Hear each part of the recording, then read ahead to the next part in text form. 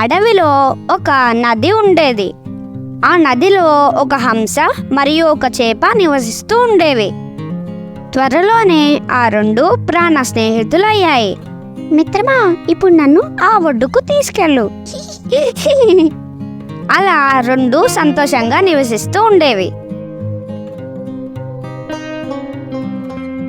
అలా ఒకరోజు హంస నది ఒడ్డున కూర్చొని చేపతో మాట్లాడుతూ ఉండగా ఒక చేపలు పట్టే వ్యక్తి అక్కడికి వచ్చి హంసను చూస్తాడు. చేపల కోసం వస్తే హంస కనపడ్డాది. ఇప్పుడు దీన్ని అమ్మితే బోలెడు డబ్బు వస్తుంది అంటూ ఒక్కసారిగా తన దగ్గర ఉన్న వలని హంస మీదికి విసురుతాడు. వలలో చిక్కిన హంస విలవిలలాడిపోతుంది. చేపకి చాలా దుఃఖం కలుగుతుంది. కంగారులో అటూ ఇటూ తిరుగుతూ ఏం చేయాలో ఆలోచిస్తుంది. మిత్రమా, ఇప్పుడు నేను ఎలా బయటపడాలి?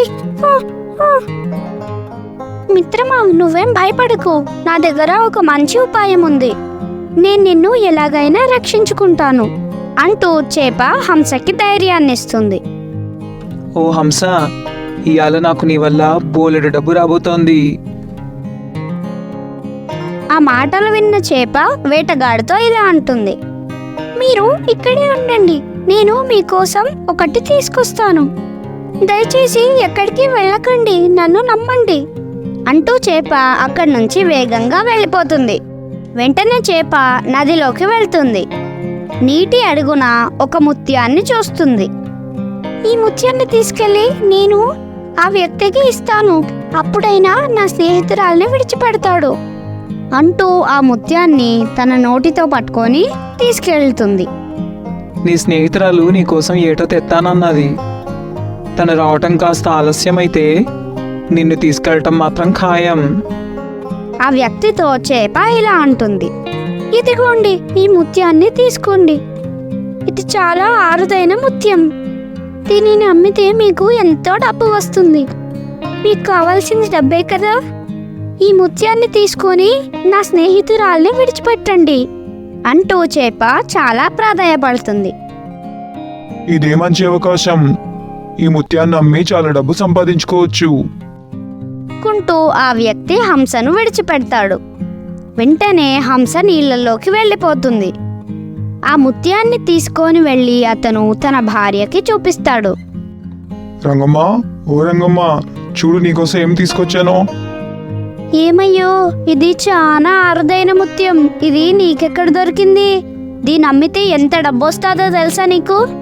ఆ ముత్యం ఎలా దొరికిందో ఆ వ్యక్తి తన భార్యకి వివరంగా చెబుతాడు.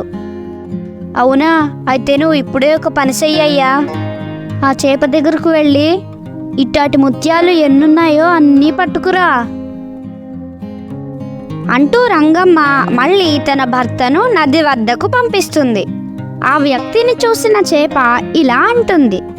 అదేంటి, మీరు మళ్ళీ వచ్చారు అని చేప అడగడంతో తను ఇలా సమాధానం ఇస్తాడు. చూడు చేప, నీ కాడ ఇట్లాంటి ముత్యాలు ఎన్నున్నాయో అన్నీ పట్టుకురా, లేదంటే ఏం జరుగుద్దో నీకు తెలుసుగా. నీ స్నేహితురాల్ని పట్టుకొని పోతాను, అలాగే నిన్ను కూడా. ఎల్లెళ్ళు, త్వరగా వెళ్ళు. ఓహో, అలాగా. ఏది, ఒకసారి ఆ ముత్యం ఇటు ఇవ్వండి. లోపలికి వెళ్ళి అచ్చం ఇలాంటి ముత్యాలు ఎన్నున్నాయో అన్నీ తీసుకొస్తాను. వెంటనే ఆ చేప ముత్యాన్ని పట్టుకొని ఇలా అంటుంది.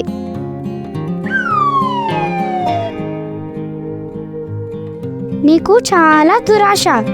ఏంటి, ఇలాంటి ముత్యాలు ఇవ్వకపోతే నువ్వు నా స్నేహితురాల్ని ఎత్తుకొని వెళ్ళిపోతావా? నేను నా స్నేహితురాల్ని ఎప్పుడో సురక్షిత ప్రాంతానికి పంపించేశాను. నేను కూడా అక్కడికే వెళ్తున్నాను, అది కూడా ఈ ముత్యం నీకు తిరిగి ఇవ్వకుండా. దురాశ దుఃఖానికి చేటు. అనవసరంగా చేతికి వచ్చిన దాన్ని వదులుకున్నావు. దీనంతటికీ కారణం నీ అత్యాశే. వెళ్ళు వెళ్ళు అంటూ చేప నీళ్ళల్లోకి జారుకుంటుంది.